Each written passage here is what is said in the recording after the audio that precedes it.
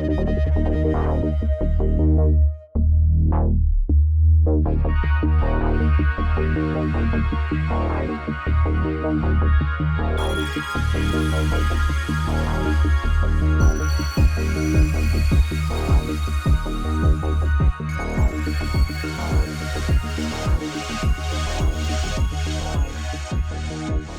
to the EchoCast, episode 151. Let's talk Gamescom. I am Morgan, aka Bon Diesel, and this is a podcast about gaming, gaming news, all gaming platforms, and technology in general from the perspective of a lifelong nerd and now gaming father. Please take a moment to subscribe to and rate the podcast on whatever platform you are listening to it on. Comments on the YouTube video, retweets on Twitter, and iTunes reviews are most helpful. If you're joining me live here on Twitch, bits, subs, donos, whatever, go nuts. But that's up to you. I do reinvest quite often, so next up is probably monitors because mine are going out. Also, be sure to let me know if you have any questions or topics for the next show by replying to Twitter in the YouTube comments or by becoming a Patreon. Thank you to this month's Patreon supporters, Hassan, Christian, Darren, Tim, PK, Man-Made Golf, Lunchbox, and Dale. If you would like to support this podcast and my other content, please check out patreon.com/BonDiesel. This episode, we are going to talk about Gamescom announcements, Halo's release date, Destiny 2 DLC, Psychonauts 2 release, Ubisoft Star Player stuff, the Division rantings and other updates, some content updates, listener questions, and more. So we'll jump right into the Gamescom announcements. So I'm not going to go over every single announcement because that would take as long as Gamescom did, an entire week. Instead, I am going to pick out some of the things I thought were interesting and talk about those. The first thing being Halo Infinite has a release date. The release date now is December 8th of 2021 after a year's delay from last year after they did their, I think it was the E3 show, and the reaction to the Halo single player was less than probably what they were hoping for. I suspect they were hoping for a more of a positive reaction to that, and they subsequently delayed it. They've actually done a really good job, I think. Every month since then, mostly, they've been doing these updates where they kind of talk about the progress in the game. It has like screenshots from the game, a big long explanation of things that they're working on and their concepts, and then it like always has an interview with multiple devs, and then some final updates. It's been a really transparent, really cool process if you've paid attention to it. So Halo Infinite, December 8th. This has been a topic for 5 or 6 years now, this game. So now it's actually coming. They also announced a special Elite 2 controller that looks really dope and is about $150 more than I will ever pay for a controller, but it looks really cool. And if someone has that extra dough, then good for them. They also released, and you can already get, I think, the Elite and this, a special edition Series X and just a regular Series X controller that has some Halo spin on it. And the console looks really good. It's got kind of like a star thing going on the top half of it, and then kind of like a mechanical, kind of cool looking Halo design. It's very sleek. It's not all of the other Halo Xboxes were like olive drab, like military, kind of looked like a tank kind of a thing. This one looks much more kind of spatial and things like that. It's really cool. So I'm very excited about this. I love Halo. I really like the Halo story and single player. I haven't been super into the multiplayer in a really long time because I'm getting old, and I don't think I can really hang like I used to, but we will certainly try. So the big elephant in the room still is they've shown a bunch of multiplayer, and that's been received extremely well. They've shown they've shown a lot of stuff, but they haven't shown the single player gameplay again ever since the kind of the forbidden announcement they did back when. So yeah, we'll have to see. I suspect they're going to do that right before the game drops, probably in late November or early December. I hope maybe they're just polishing things and they don't want to show it until it's like basically exactly done. I'm still in the weird camp that didn't think the game looked that bad last year. It just looked like an Xbox One game. That would probably look a little better on Series X, as a lot of games that have been coming out this year and probably next year will be, until we make that full jump to next gen only games. These games are all going to be a little bit held back by the old systems. So either way, I'm super excited. I've heard so many good reviews of the multiplayer flight kind of test, that from people who are typically pretty down on Xbox and down on Halo and such. So to hear people, that I didn't expect to say good things about it, makes me really excited for that part of the game. And then myself, the bits of CGI trailers and cutscenes that they've shown from the single player so far, especially with like Cortana or the new Cortana and things like that, just has me really pumped. So this was a cool announcement. It actually came during Jeff Keighley's part of the show of Gamescom, and not the Xbox showcase. The Xbox showcase ended up being kind of boring. There were some cool announcements which we'll talk about, but the Xbox show definitely suffered because Keighley convinced them to put their coolest stuff on his show. So for everyone who was kind of down on the Xbox show, it seems like they kind of made up for it on Keighley's. The second big announcement that was really exciting for me, and probably not for many other people, was State of Decay 2 is receiving another pretty big DLC drop. It's called Homecoming, and what it is it's taking you back to the map from the first game. So there is a mode, there's a single player story mode you can play in State of Decay 2 that has like a small part of that old map. But what this is it's a full reimagining of that original map with that story taken into account. So in that story, there's basically this thing called the plague wall, I think, that came up, where basically the disease that's caused the zombies or the undead or whatever in State of Decay 2 like gained mass and created this like wall around this town, and you were in the town, you had to basically bust through it and get out. And so this map that they're releasing for State of Decay 2 is that place, but more of it after the events of that mode. So you'll see like the plague wall like all disheveled and broken down, and things that happened in that story. I'm really excited about it. This is rumored to be the final update for State of Decay 2, like major content update. I'm sure they'll do other like quality of life stuff and bug fixing, but this should be the last big update for State of Decay 2 until State of Decay 3, which has only been teased with one CGI trailer last year. That wasn't any gameplay, it was literally just the CGI thing. So what I'm really hoping is that State of Decay 3 is going to keep some of the feel and the overall overarching ideas of 2, but to really refine the gameplay and the storytelling, to maybe focus some of those things a bit more, the graphics and things like that.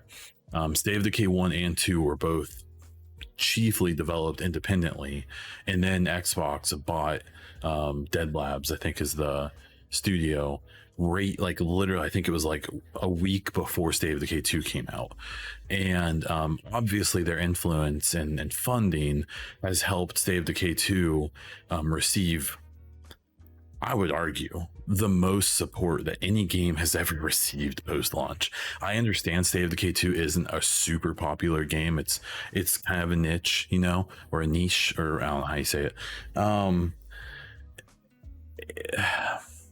But I just it's a bummer that it's not more popular because their communication with their audience, their dedication to fixing the game and expanding it, is I'm not involved or interested in any game that's done it any better.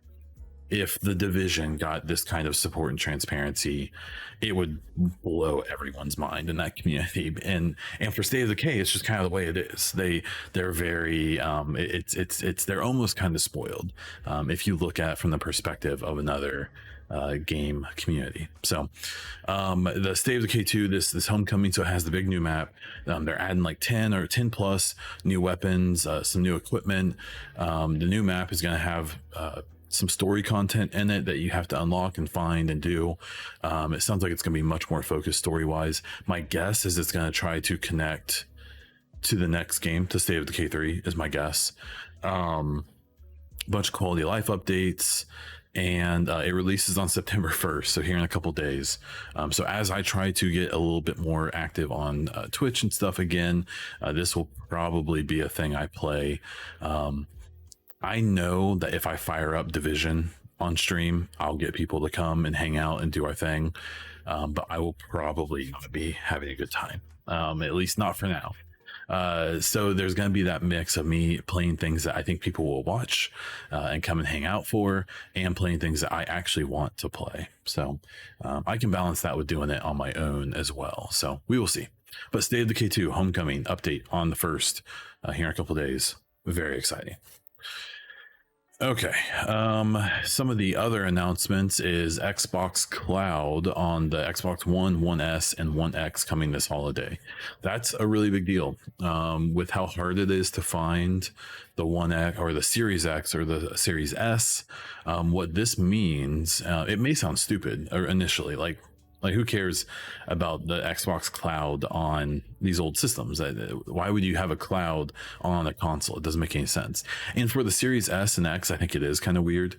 The main advantage there is I think that they may work in a system where if you buy a game, or if you're downloading it through Game Pass, you'll probably be able to start the game up immediately through the cloud and play it that way. And then once it downloads, you can come off and then log onto the downloaded version, which will obviously have higher fidelity and controls and all that. And because of cross save and because of the one system solution, you'll be able to jump right back on where you left off from the cloud. So that's actually pretty cool, I think. But for the old systems, that's a big deal. So that basically means if you have a 1S, or a 1X, you will be able to play games that come out and are next gen exclusive. You'll play them through the cloud, and it won't be as good as it would be to play it on your hardware. But it's a solution.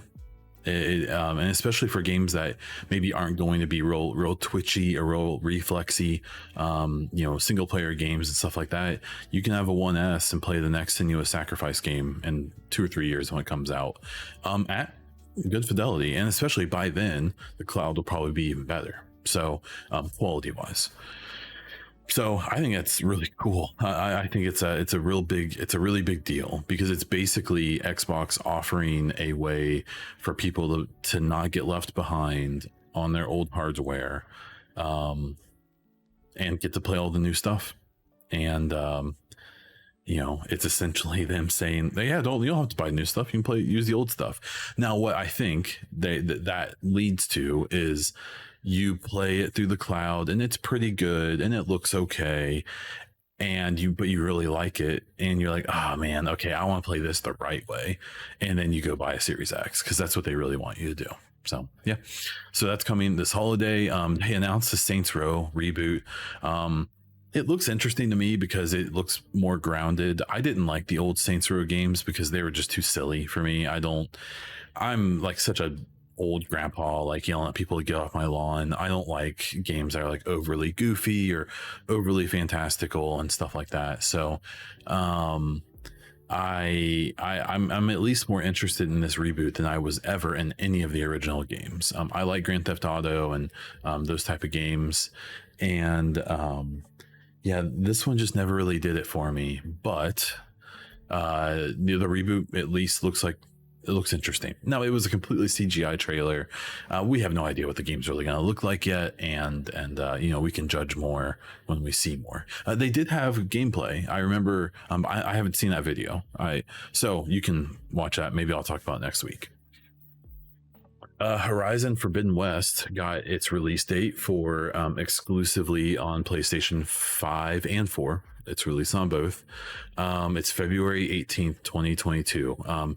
If you haven't, and if you're interested in games, which I assume you are if you're listening, I highly suggest to look at the release calendar for 2022. February so far is going to be hilarious because it looks like a bunch of big games are going to be releasing all in that month. And that can be exciting for gamers because lots of cool stuff coming out is really fun. For reviewers and stuff, it's probably going to be a nightmare because they will have to review all those games, and there's never enough time, right? And even for gamers too, especially if you have limited time to play. Probably not super exciting in that way, but it's still good stuff. So I have really wanted to play that game on PC. They released on the original game on PC fairly recently. So what happens with me, since I'm an Xbox guy, I still am interested in a lot of PlayStation games. I just have no desire to buy a system and play them. So what I end up doing is a few weeks or whatever after the game comes out, I just take in all the lore videos that people make. So with The Last of Us, Horizon, God of War, all of those games, I know what those games are all about. I've watched gameplay playthroughs and lore videos and cutscene compilations, and Horizon has a really cool story. The gameplay looks so frenetic. I actually would have no desire to play that on console, on a controller, with the way that you need to precisely aim and stuff. Personally, I would much rather play that game on PC. So I do really want to play the OG on PC, and I assume eventually they'll put out Forbidden West on PC as well. What is interesting is I think that Forbidden West, from a lot of what they're talking about and what I've read and seen, it very much seems a game kind of like Miles Morales was for Spider-Man, where it's not really, especially because it's going to be on the PS4, it's not like a full next gen jump game where it's like they scrapped the first game and they made the new one from scratch. It seems like it's just an upgraded version of the first game when it comes to engine and gameplay and things like that. So I'm not expecting, I mean, it looks great from what they've shown so far, but I suspect it's going to be very much a story of, a lot like the old game, but with a bunch of new stuff rather than being like an entirely new experience. But considering how well the first one was reviewed and how it's seen in hindsight, that's not a bad thing. Same with Spider-Man. It's a lot of people complained about Miles Morales being kind of just like an 8-hour like mini expansion, or maybe a big expansion, depending on how you look at it. But the first game was extremely popular, and sometimes if it ain't broke, don't fix it. Next thing here is they showed a bunch of gameplay from Call of Duty Vanguard. It's like 15 minutes or something. It was a pretty big chunk to the beginning of the game. I mean, it looks like a Call of Duty game, and that's not a bad thing. I love the Call of Duty stories. They're very action movie-y. So yeah, I mean, looks interesting to me. Obviously the Activision thing is going to make this much more complicated, especially for reviewers and content creators and stuff like that. I suspect most people will justify to themselves to go ahead and do it and play it, and maybe like say something like, hey, I don't like the things they do, but I'm gonna take their sponsored stream and play it anyways. So we'll see how that plays out. I mean, it doesn't look like it's going to break any new ground. I personally have no interest to play a World War II game at this point. I love those games, but I'm good. I don't know. I'm good. I don't need Vanguard, but I may end up buying it. Probably not when it releases, maybe later. And they did show the opening gameplay for Forza Horizon 5. That game kind of stunned everyone at the Xbox show and at E3 in general earlier this summer, and it just looks really fun. I tried to play the other Horizon games. They just felt too like unfocused for me. Like it just seemed like You just drive around and then you turn it off. Like, I guess I didn't really fully understand the point of Horizon, but this new one looks so good, and it looks like one of the first opportunities where if you have a Series X to really like fully push it to its limit and to really show what it can do. So I mean, that's the beauty of Game Pass, is that it's a game that I wouldn't pay $60 for Horizon 5, but because I'm paying a subscription fee and I'm playing a bunch of these other games, and it's just another game I can throw on, and it just happens to be a AAA, very highly detailed, very well made experience. I'm gonna jump into it, and I may love it. I may love this one. I think the issue with the old ones is I always play them like long after they were out, and it just always felt like I'd like miss that opportunity. So I can't wait to play it. I'm excited to check that out. That comes out in the next, I think, 2 months, and yeah, so there's that. Moving on from Gamescom, even though this was kind of in the same time frame, Destiny 2 put out quite a large announcement, and so let me frame this appropriately. I'm not a Destiny 2 fan. I actually won it from Diabetic Steve back when it came out. I didn't plan on playing it, but because I won it through him, I ended up downloading it and playing it. I played it for a few weeks when it came out. I thought the base game story was just atrocious, and I really didn't like it at all. It was just really boring B-movie kind of stuff. And then I stopped playing it, and then when Forsaken came out, I bought that and played that as well, and got like a little bit into it, and then just dropped off. That game is weird to me. Destiny is a weird game for me because I could not care less about the story and the characters, and I know that they've done a lot better with that in the last couple of years. I just don't care. I just can't. It's too fantasy, too far in that direction for me. What bums me out about Destiny is that game, there's no game that's more fun to shoot things in, but the things that you shoot out couldn't be less fun to shoot. Like, I like that, like Division. I think Division has nice gunplay, and the character movement and stuff is really good. But what I like the most is that, even the super easy to kill enemies still act in ways, for the most part, like it's fun getting flanked or charged and things like that. But in Destiny, I just feel like there's so many situations where you just look forward and there's just a horde of enemies jumping side to side or directly at you, and I don't know, I just can't get into it. That's me personally.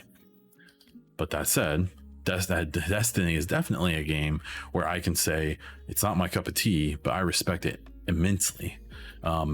And it's because of how dedicated they've been to the game and how much they've done. This announcement included. So they announced the big new DLC called The Witch Queen that will come out in February, and looks substantial. And from the videos I've seen on it and stuff from actual Destiny fans, seems like it's going to be like a big deal. Like it sounds like it's a pretty, it's going to be something extremely substantial. What they also announced was a new season, which was a smaller content drop that was available basically immediately after their announcement. So I can't really give a ton of perspective on what that means for Destiny and stuff like that. I watched Skill Up's video, I watched some other people. It seems like it's a big deal, and that the community is really happy with it, and that there's a lot of good stuff going on with Destiny 2. The perspective I can give on it is as a Division fan, a game that, at least in the eyes of the players, is supposed to be a competitor to Destiny. You'd be surprised how much the devs, or at least that some devs, don't feel the same. And where that comes from is the idea that Destiny is essentially meant to be played forever, and to have endless content, and it's supposed to be potentially the only game you play, where people expected that from Division, but you'll find that, at least my experience is, a lot of Division devs never intended for Division to be the only game you'd play. The intent was for you to play it and then finish it and then come back later for more stuff.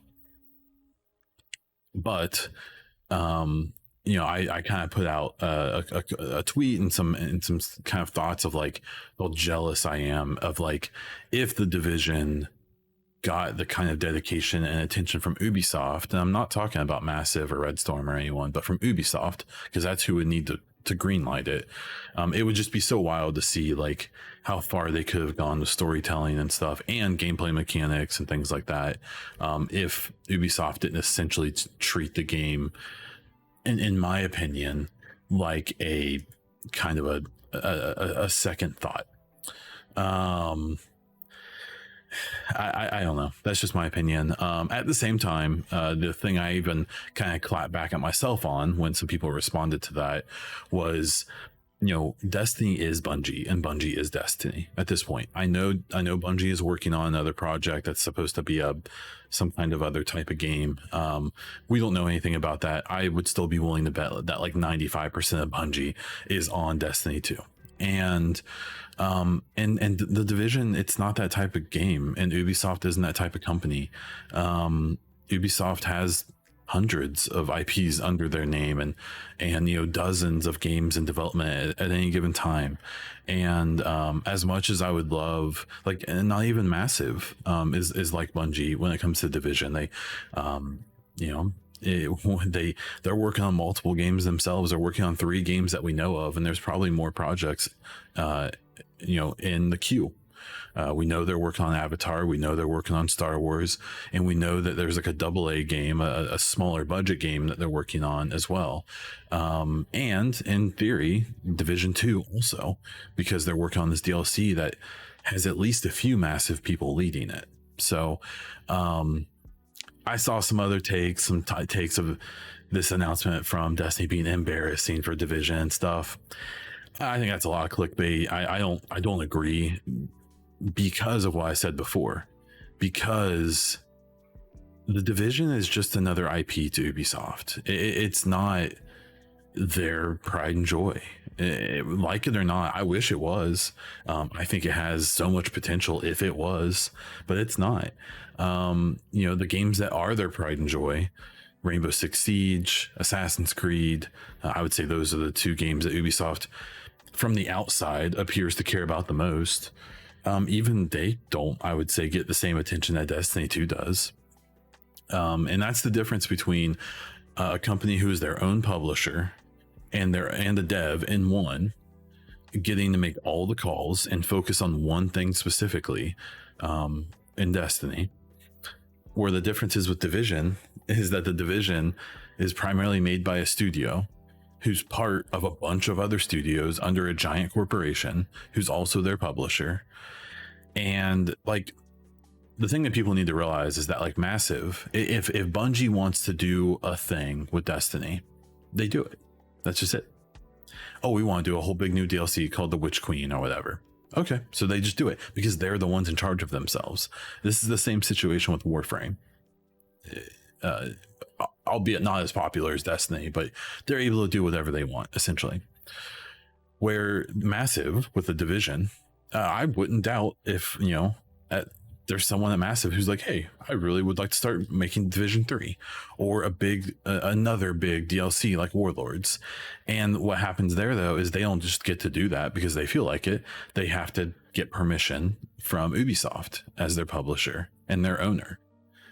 And I bet Ubisoft was like, no, you're going to work on Avatar and Star Wars. And we're going to have a Romanian studio do your DLC for Division 2.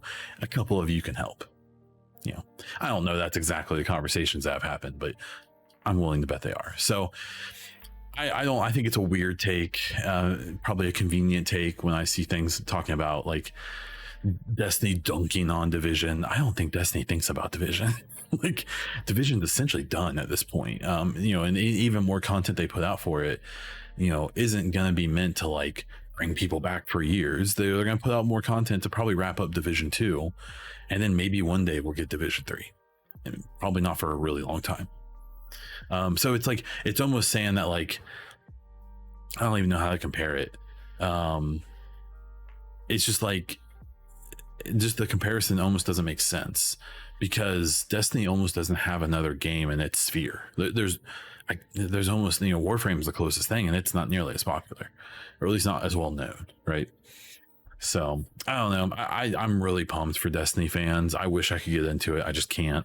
But it's one of those situations where I'm sitting from the sidelines being like, I'm super happy for you guys. And I'm really happy that you get that dope content that's coming to you. And then I turn around with tears and like holding like a Division poster as the tears like fall onto it. So that's where we're at.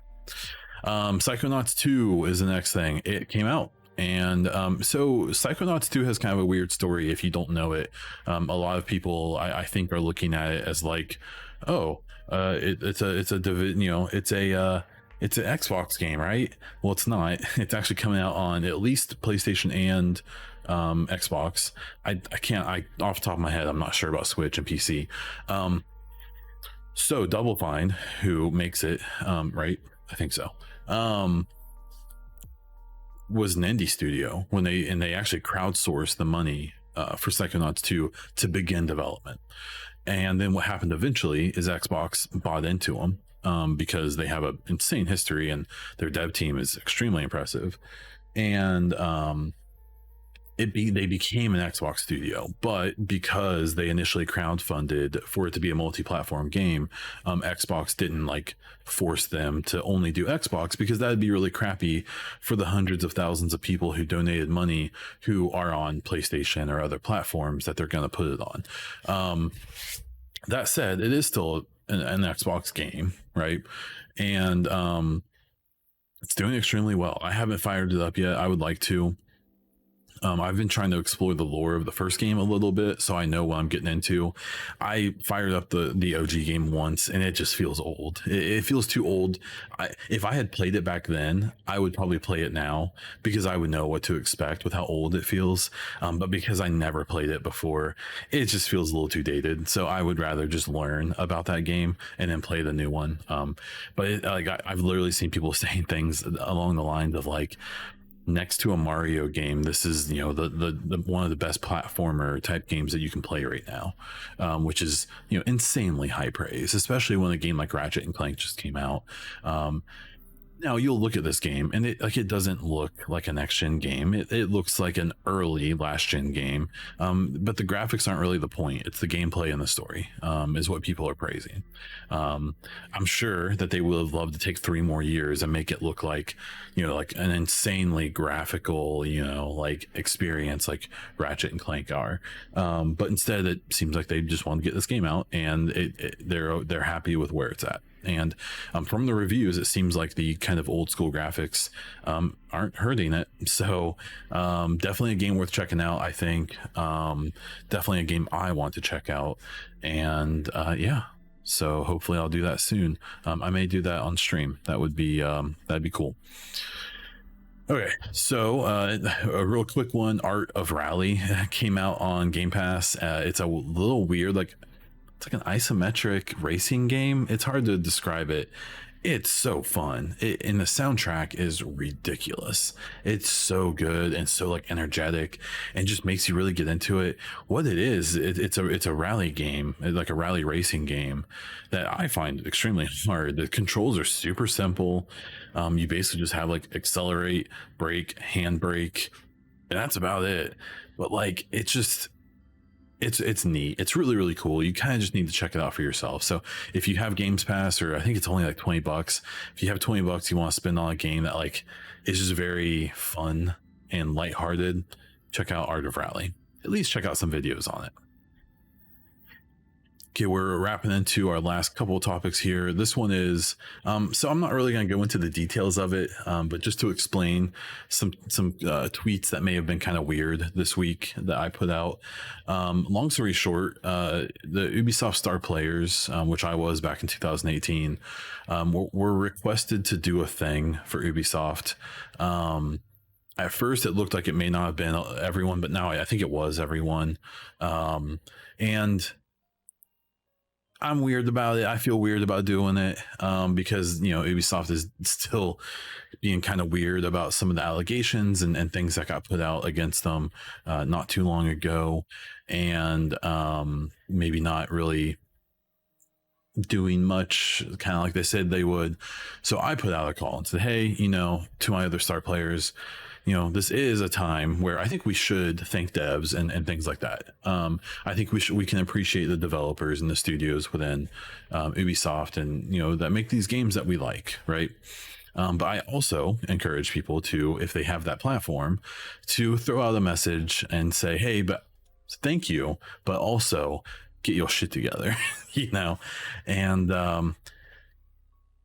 I know that there's other Star players, specifically the Assassin's Sisterhood, kind of Assassin's Creed group that does a lot of stuff in that community, had a podcast, I guess, recently that Mab told me about, where they kind of address some of this stuff. But it has been kind of weird. Like,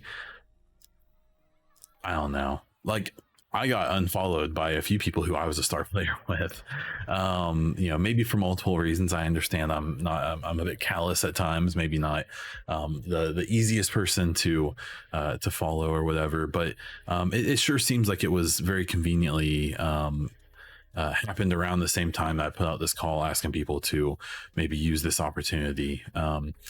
It's weird. Like, I appreciate creators who try to have this air of like positivity and like happy-go-lucky, like everything's cool. But I also think that there's some like cowardice in that too, in that if you don't ever stand up for anything, you don't stand for anything, in my opinion. And if it's always about keeping the peace, and if it's always about stroking everyone's ego, and if it's always about continuing to suckle from the teat that gives you free game codes and stuff like that, I think that kind of sucks, if you want me to be honest. I understand that what's unique about the Star Player program is that not everyone who's a Star Player has a following. There's been people who have been in the program who are just big fans of a game and aren't particularly well known or anything like that. And so those people only have so much reach. But then there's others who I think really I've seen from all the games and the entire Star Player kind of group that have followings and have opportunities to support, like me calling this, for people to do this thing. And then, kind of the very loud silence that can come from that sometimes, I think is really interesting. And it's kind of a bummer. I'm less than perfect. I probably haven't been as vocal about the stuff as I could be. But I just there's a weird lack of genuineness sometimes. And while, for the most part, believe it or not, I keep my tongue pinched and don't say the things I wish I could say all the time because, of reasons. It was kind of a bummer to see some of the reaction to me making this request of others, and to see, I'm pretty sure that tweet has 0 interactions, other like shares or likes on it from any other Star players. It could be wrong, and I haven't looked at it in the last day or so, but it was very, very interesting. So we'll just keep waiting for those new games, I guess.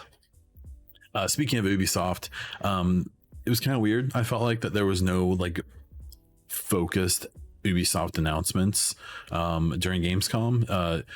During Keely's part, I believe they did they did the story thing for Far Cry, which I don't care. That game's probably gonna be fun to play, and I'm sure I'll play it and do my thing with it, but I don't expect it to be groundbreaking in any way. So okay, cool. Far Cry, it's the same stuff I feel like we've been seeing for months. The Riders Republic, they announced that it's going to be an open test for a few more days. I played this. I jumped into it for about an hour. It's fine. I was really excited about Riders Republic, and I don't like the controls. I think it feels awful in the hand when you're actually doing things. It's not like a sim, but it doesn't really feel arcadey enough either. It feels like it's I don't know. I'm struggling with it. I want to jump back in. I'm sure I'll play it again later, when the full game comes out. But I wasn't super impressed by it. And I wasn't actually allowed to say this. The Riders Republic was NDA'd.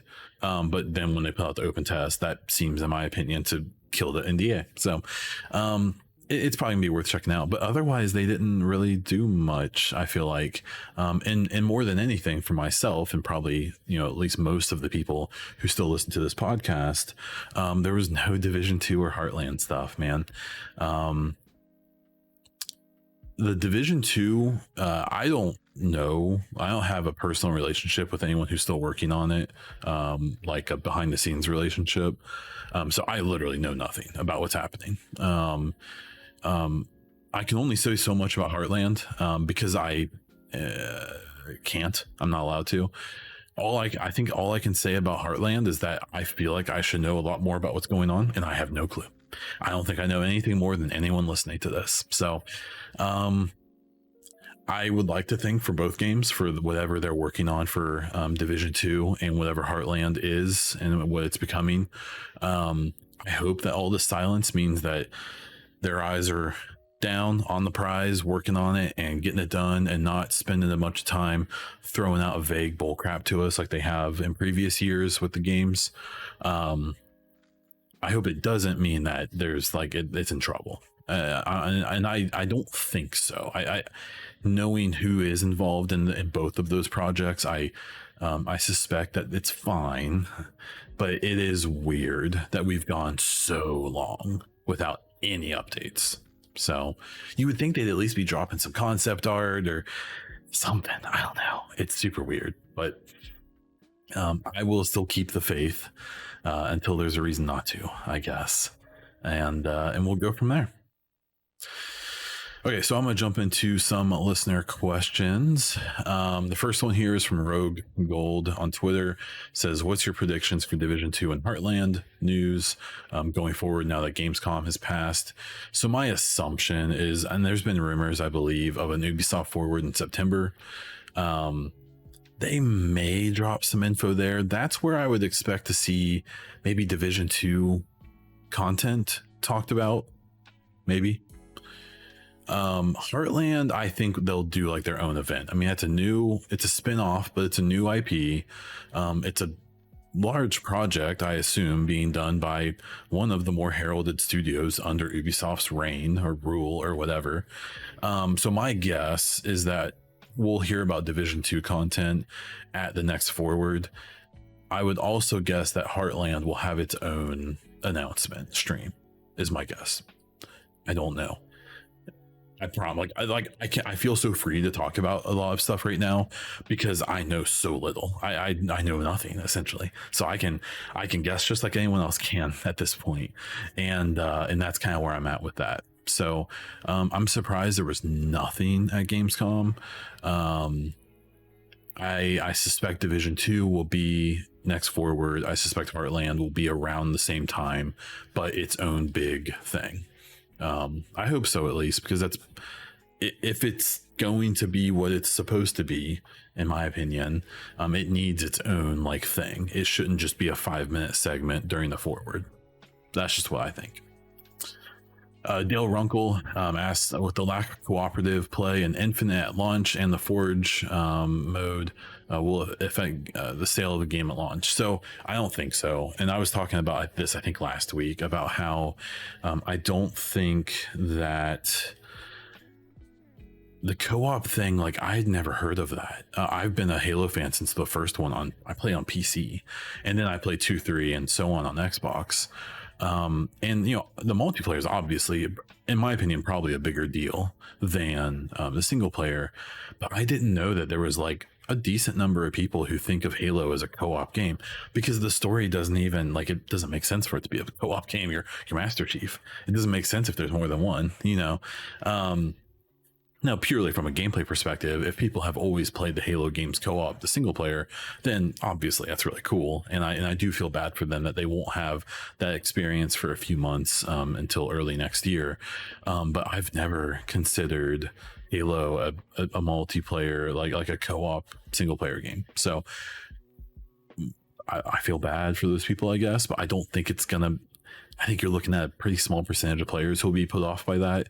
And then the Forge thing, I think, is kind of a similar thing. I know Forge is really big into like making your own game modes and doing all that, but I'd be willing to bet that it's probably still a pretty small percentage of people who if Forge and or the single player co-op percentage of the population that they made up was bigger than the multiplayer or the solo single players, we would have those modes, and they would have cut out other stuff. So I think the fact that they've obviously prioritized the single player solo and the multiplayer, which is going to be free to play, keep that in mind as well. It's essentially going to be a separate game. It's pretty obvious that those must be the two most popular things. So I don't think it's going to significantly affect sales. It may slow it down a little bit, but you also have to, I'm wondering how many players of Halo are going to even pay for it. My assumption is that a really big number of people are going to play the multiplayer only, which is going to be free to play. You don't have to buy it. You don't have to have Game Pass. Or the people who do play the single player are going to be like me, who have Game Pass. And they aren't going to pay $60 up front for it. They're going to pay, $15 a month or whatever, indefinitely for it. So, recording sales numbers and stuff like that are going to get weird from here on out with Game Pass becoming so popular. Are we going to count every person who fires a game up as a sale on Games Pass? I don't know. So I think Halo is going to be fine. I think that the multiplayer looks like it's going to be done so well that they're going to pull back that part of the community. Like I said earlier about how it's kind of weird that we still don't have any gameplay really of the single player. That's obviously a little concerning. I think that we are going to run in. I think if the single player is good, it's not going to matter. If those reviews come out and the reviews for Halo Infinite are 9s and 10s, and they are saying that the multiplayer is back to Halo 2 again or 3, and it's that great, and that the single player story, this new look at it from an open world perspective, it still hits those beats, still hits the story beats, still pulls at the heartstrings, and you get those awesome hero moments where you're blowing everything up and flying around the map and punching everyone in the mouth. If those reviews come in, then the co-op single player and the Forge thing are just going to be icing on the cake later. So but if the single player sucks, then it could be a different story. Then it could be a big focus on, well, if I could have played this with my friends, I would have had more fun, or if I can make my own modes, then I would really enjoy it more, or whatever. So we'll have to see. I'm kind of curious both ways. Ron Shock on Twitter says, after Gamescom, what are you the most excited about and what are you most skeptical of? I'm the most excited about Halo, for sure. There's a bunch of other games I'm excited for too, but Halo's the one. That's the one I'm the most pumped for, even though I'm a little skeptical because I'm worried that they haven't shown single player gameplay in a while. That's definitely what I'm the most excited for. The most skeptical of, absolutely, is Far Cry. It's Far Cry 6. I know that Far Cry doesn't really have to try that hard to satisfy people for the most part. If it's a nice 15-20 hour story and I can get through it and never think about it again, that's fine with me. If it breaks new ground and does stuff where I'm like, holy shit, this is amazing, that'll be really cool. I don't expect that. I expect it. I thought that's what was going to happen with Far Cry 5. I really thought that this whole timeline of, the cult and all this stuff, I thought it was going to be real edgy and real political and have some like real balls the way they were going to tell the story and stuff, and it had none. It was a good game. I enjoyed it. I thought it was fun to play through, but I'll never play through it again, and I won't remember that game in 10 years, so I'm still probably the most skeptical of Far Cry, but it's one of those situations where I'd be very happy to be proven wrong. The final question here from Zeka. Were you involved in the making of X Defiant? I follow some Call of Duty YouTubers who worked as consultants, and I love them, so it got me super hyped. No, I was only as aware of X Defiant as anyone else was with the leaks and stuff like that. I've spoken to a few people behind the scenes with some interesting takes on that game. I'm still very confident that was meant to be a division only game, which is pretty obvious by the fact that all of the starting maps that we know of right now were all division. I think it's a real shame that they had to bring in other franchises to try to, I guess, just of the other franchises they brought in, you would think that they would bring in like Rainbow Six, like games that are more popular than the division, right? I don't Splinter Cell is like such a dead franchise at this point, and if anything, the involvement of them is insulting to those fans. And then Breakpoint, like, I mean, that's like one of the few games that's less popular than The Division right now of the mainline Ubi games. So I don't know. I don't know what they were doing with all that, because instead of Splinter Cell and Ghost Recon, you could have had Shade Agents and Rogues and Hunters, and which they will probably put those in as factions later. But I don't know, like, X Defiant didn't need that. The other franchises, they had plenty to work from on their own, and it would have been way more interesting to me in that case. But instead, it's looks like this weird amalgamation of stuff that I don't care about, and I can't talk about. I played the beta or the test or whatever it was. We aren't allowed to talk about it, so I'm not going to give opinions on it. I don't know. I don't know. That game's weird. I hope it does really well. It's probably just not going to be for me. I wasn't involved in any development though, and those Call of Duty YouTubers must have some interesting NDAs, which they're larger names, so I'm sure they can negotiate their NDAs more, so they're allowed to talk about that stuff. But nope, I wasn't involved. So I have been involved in other stuff, but I can't talk about it yet. So hopefully one day I can. Can't wait. If you have your own questions or topics or whatever, feel free to, like I said before, put them in the YouTube comments. Join Patreon. You can send them to me on there, or on Twitter. I always do a tweet saying, hey, if you have any questions or stuff for the podcast, leave them here and you can let me know there. That's at Von Diesel. For some content updates, I think I'm going to start releasing the show on Monday. I think that makes a little more sense for me. It gives me the whole weekend where I don't feel as pressured or feel as much of a time strain to get it done. I can just do it during the weekend at some point and then release it on Monday, nice and easy. If I record it early enough in the weekend, I will throw it up on Patreon early. So if there's anyone who is a patron and you want to listen to it over the weekend, or like as soon as I put it out, you're able to. So check that out, patreon.com/bondiesel. And then when or if or whatever Division 2 or Heartland news drops, I do want to start making videos about that stuff when it comes eventually, I hope. But otherwise, I'm not super motivated right now to do videos about other gaming news. If stuff pops up that I care about, I'll jump on and do it. But as for now, I'm probably going to hold off. So with getting back to some of the streaming and stuff, including this, I did record this podcast live on Twitch. We've got Psychonauts 2. I really do want to play a fresh playthrough of Division 2. I've actually only played through that story one time, so it would probably be kind of fun to go through that again. I have a better RAM and a better CPU in the PC now, so I can actually probably stream Tarkov without it looking like a slideshow, and some other games that I haven't touched yet, or I only touch briefly, like Death's Door and stuff like that. I would really like to stream, so keep an eye out for that. And then I'll put out another call. If you know anyone who's selling a 2070, 2080 Super or a 3060 Ti or 3070 at a reasonable price, I'm willing to pay a small finder's fee. Let me know. I'm definitely curious to upgrade that, because then I can pretty much leave my PC alone for 2 or 3 years and be pretty happy with it. So yeah. So that's the show. I'm gonna wrap this baby up. I'm recording live on, or you can find me at Bondiesel on Twitch, twitch.tv/Bondiesel, where I will do my gameplay streams as well. You can check out my Twitter at Bondiesel or at the EchoCast if you only want game announcements and EchoCast announcements. If you want some cool EchoCast or Bondiesel merch, check out streamlabs.com/Bondiesel. And that's all I have. So until next time.